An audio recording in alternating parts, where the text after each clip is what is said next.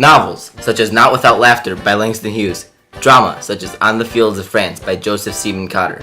Poets, such as Louis Alexander. Leading intellectuals, such as W.E.B. Du Bois. Artists, such as Aaron Douglas. Popular entertainment, such as the Cotton Club. And musicians and composers, such as Billie Holiday and Louis Armstrong.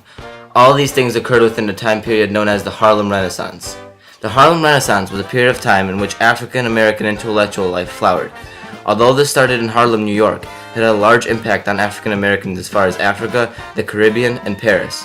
This era had a very unique literature and art, and many significant changes in social life and technology. The Harlem Renaissance was, arguably, the defining moment in African American literature. This was because of the sudden outburst of creativity among black writers.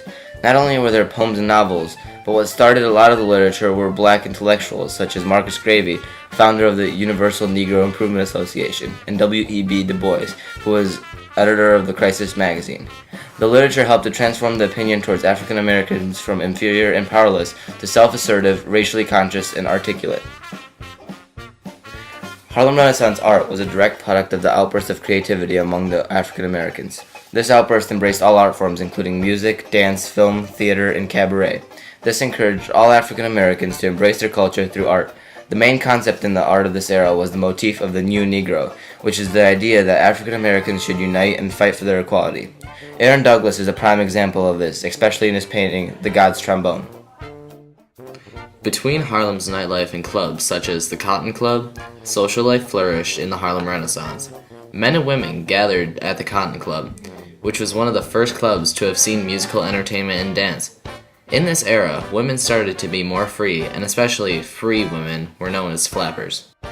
This era also greatly advanced technologically, which also contributed to a more fun social life. This was the time that industrialization was going on, and the main product of that was the automobile. This greatly advanced the nation and resulted in an even more outgoing social life. Also, the assembly line was developed during this time, which changed manufacturing forever. Whether it was the assembly line changing manufacturing or an outburst of creativity from African Americans, the Harlem Renaissance was the most important era in African American literature.